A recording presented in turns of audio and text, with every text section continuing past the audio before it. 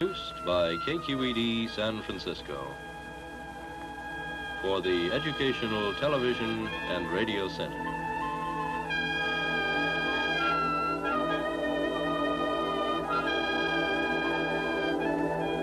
Alan Watts is a scholar, lecturer, and the author of many widely read books on comparative philosophy and religion.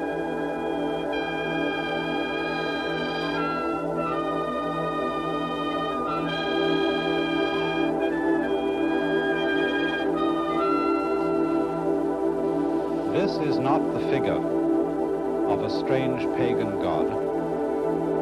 It is the figure of a man, an awakened man, a Buddha.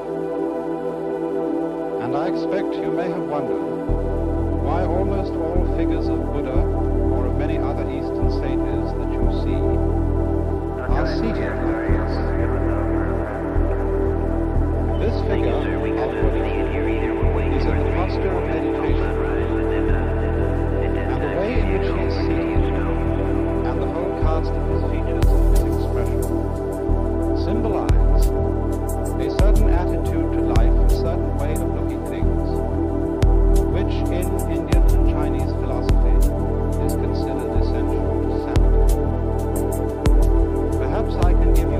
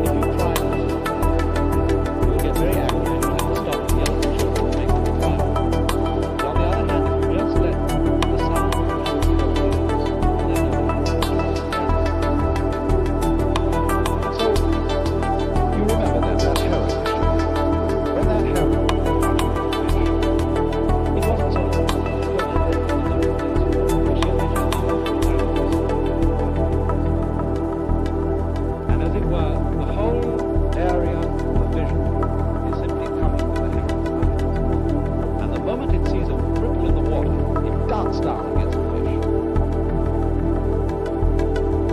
Now, I don't think it's only that we have been taught by teachers and parents and so on.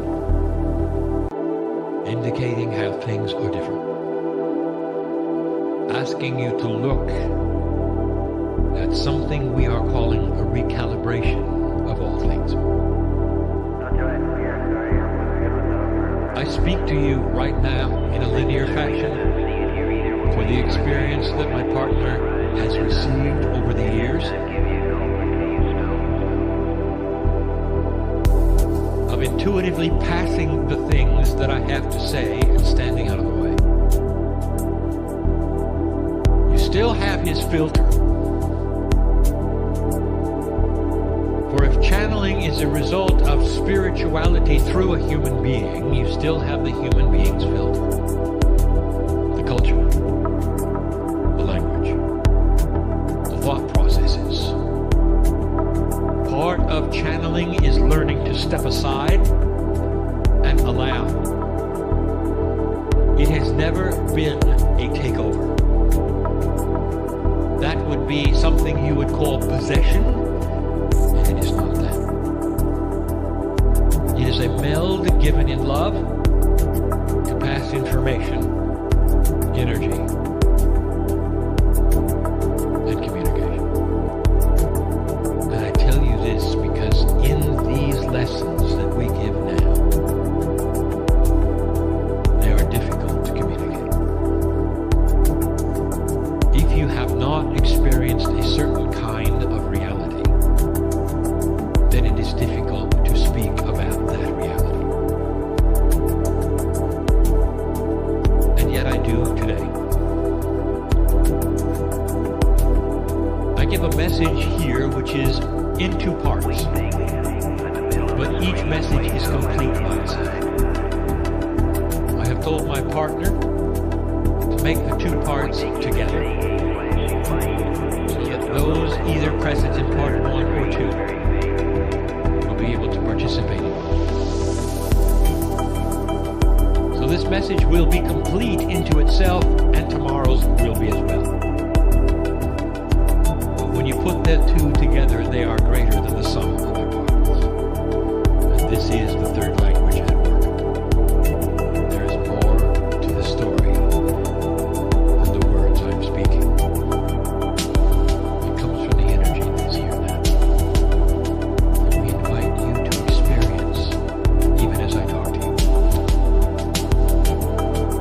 These things are meaningless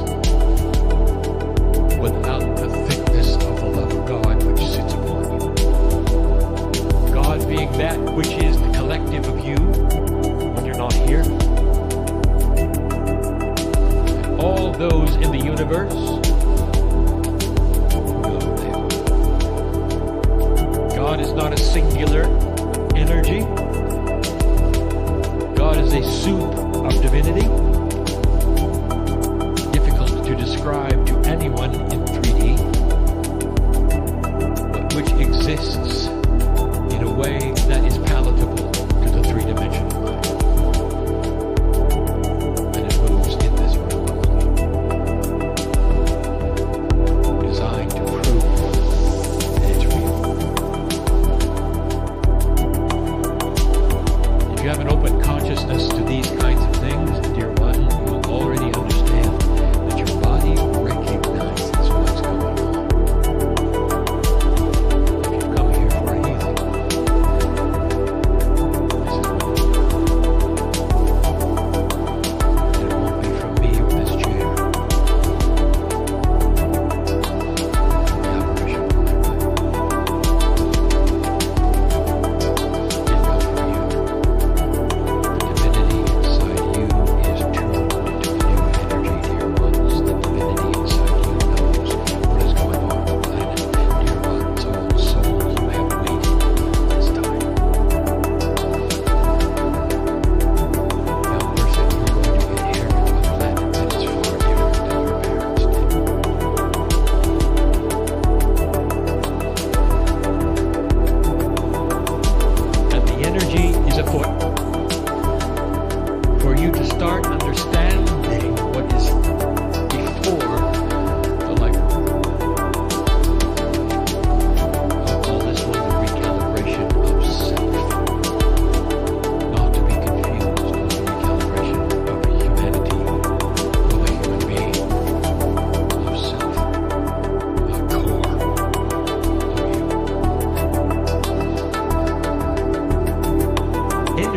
is very difficult to define or explain. Often when you talk about energy, it is that which pulsates linearly through the wires in a double-phase system, which is your electricity. That's not what we're talking about. Energy is not singular information. Energy is not three-dimensional of the kind we speak of. It is a multi-dimensional attribute all around you of a confluence of earth and consciousness. And it brings about that which you call manifestation. You are born in a certain energy. You speak of the grids of a planet in a certain energy. And it's not well defined. You may walk into a room and say, well, the energy does not feel good here today. And in another day, you'll walk in and you'll say, wow, did you feel the energy today? You can even use the word to mean positive and negative things. And so how would you ever define energy? We will say this. What I'm about to give you in the lessons is to say that the energy that you are used to on the earth, whatever that means to you. But where they don't want to go is, where is it computed? How's it computed? Why is it computed? Okay. Now, when you understand consciousness, you know the answers to all those questions, you see. But physics isn't going to go there because that frightens them. But they are going to get to the point someday, and I think someday over the next couple of decades, where they say, this is not a material reality. It's not about mass and force and time and space. It's about information. And when they say, yea, verily, this is a virtual reality, it's not going to be lost on everybody else, all the non-physicists, that there's this question hanging. The elephant in the room says, oh, where's the computer? Who's the programmer if this is a virtual reality? And why is it being programmed? That will kind of let the cat out of the bag, you know, what is it, open the box of troubles, or, you know, the can of worms, or whatever you want to say it. That's going to raise a ruckus, because that means that we are not physical beings. We are information. We're consciousness. You see, that these bodies are avatars. And when we get to that point, then who is the computer? Well, I expect about then there's going to be this big fight among all the standing religions about, you know, my God's a better computer than your God, or a better programmer than your God. And that will be the religion's time to jump into that vacuum and take power. But I'm hoping there'll be enough people who won't buy that, who will say, nah, that's just more of the same. You know, we need new ideas here, and they're going to realize what reality is all about. That consciousness, you know, consciousness is the thing that's fundamental.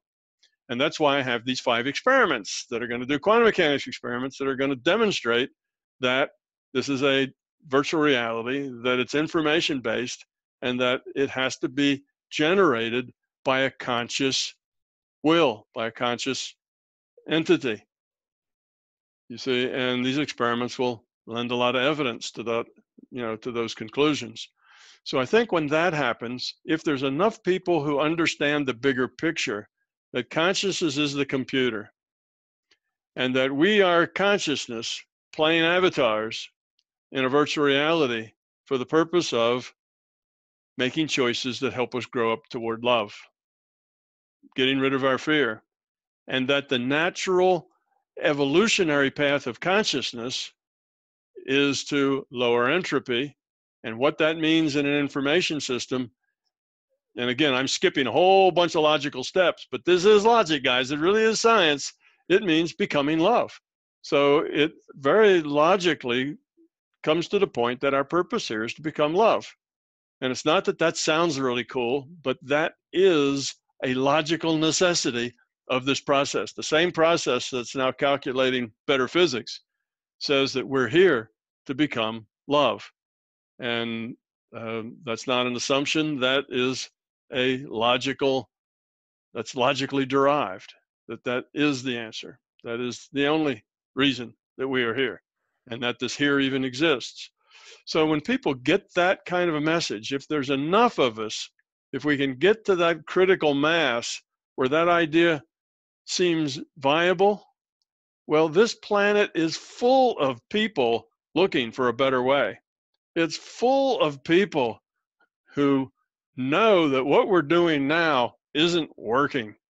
It's not good. It's not best for everybody. It's not functional. It's a very dysfunctional way to carry on business, you know, and people know that. They just don't know what else to do, you know, what to do about it. It just is the way it is, so they keep on keeping on because there doesn't seem to be anything else. But once they understand a bigger picture, I think if we have that critical mass, we could, over just several decades, see a massive change in the mainstream, because we have the communications, toward a kinder, gentler world, toward an understanding that we are here to become love, and that this is not just a wishful thinking kind of religious thing, but it is science. It's a logically derived from first principles science that does better physics and does better metaphysics and explains why the paranormal is normal, and does better epistemology and ontology and cosmology. All those things, suddenly all the paradoxes fall out and make sense. They're not paradoxes anymore. So if we kind of get to that point, then I think we'll see a massive change. But I think it has to happen in the mainstream. Otherwise, we'll go on for another millennia with peace and light, goodness and love, bubbles of enlightenment here and there, and it'll be a very, very slow process for those bubbles to get a little bigger and a little bigger and a little bigger before they get a mass. And to avoid this bubble of enlightenment fighting that bubble of enlightenment, like we ended up seeing with religious wars and that sorts of things.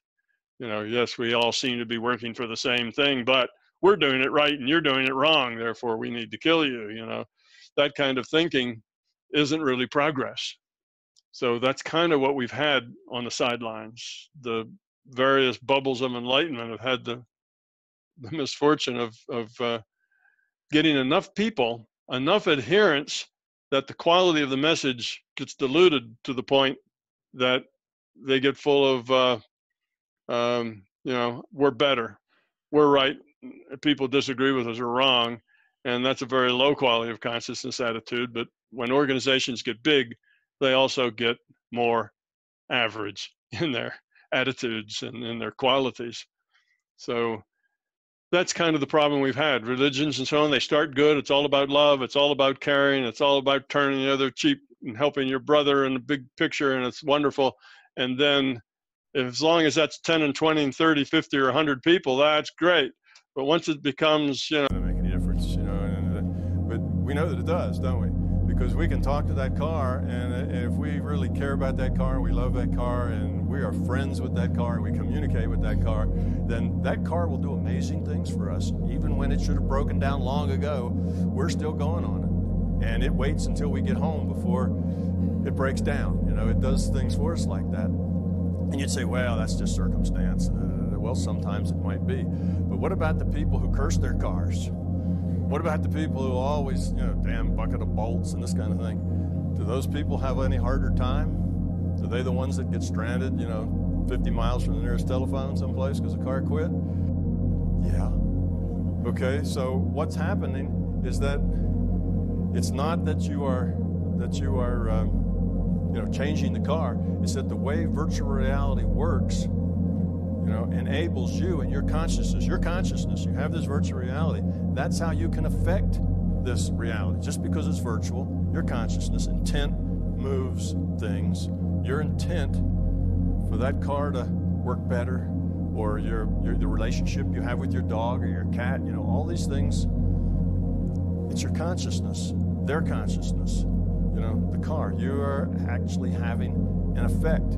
So the engine doesn't have to be rendered. You lift the hood. Now when you lift the hood, they need to render an engine. But the probability of how that engine performs, yeah, that's there.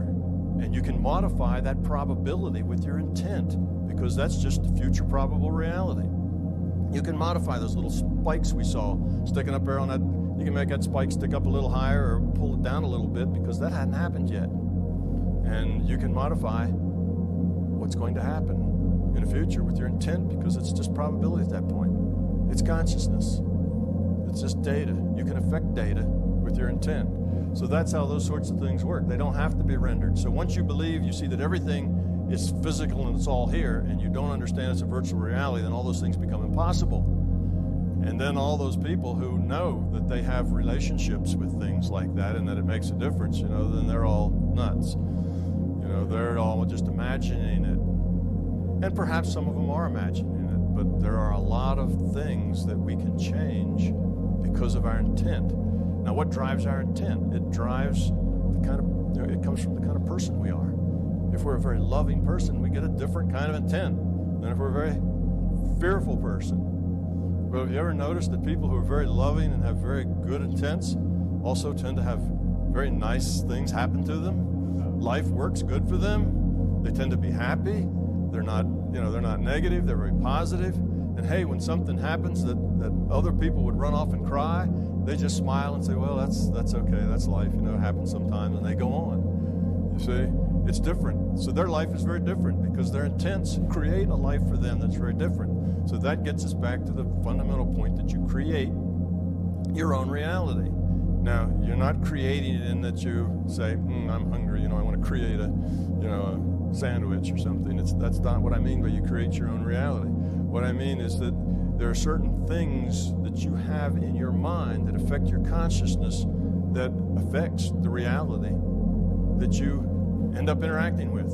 It affects your relationships, it affects how well your car works, it affects all kinds of things in your life. So you do create your own reality. You create it several ways. You create it, one, because of your interpretation. Something happens, you interpret it. Now, a person who is grown and has a lot of love and caring, something happens that's bad, you know, they won't make them angry. They just deal with it in a pleasant way, and that probably diffuses greater anger, so they don't have to then deal with the reaction to the reaction to the reaction. So it gets better. It doesn't mean that nothing ever bad happens to you. It just means you optimize your reality as you go. So one, what's inside of you, your intent helps create what happens. The second thing is that you have beliefs, and your beliefs and what you understand and your limitations and your experience interpret everything. So that's another way you create your reality. Somebody says something to you and you interpret it as a rude remark, or somebody's, you know, they're making fun of you when maybe they didn't mean that at all. That's just your interpretation. So you create your reality that way as well. So most of what we encounter in life is self-made. Most of our problems are self-made. Most of our tragedies are self-made. That's just the way it is. And some of them are there because we need them as lessons. Some of them are there is because we generate them. But while I'm talking about generating things, we'll talk about fear for just a moment. Fear has that property that what you fear, you manifest. Fear tends to manifest itself. So if you're afraid that nobody will like you, you will probably act in a way to make people like you less. If you're afraid that you are not adequate, you will probably act in a way that will be inadequate. You tend to generate, you tend to manifest your fears. If you fear that you're going to get ill and die, you have a higher probability of getting ill and dying. Okay, the mind modifies your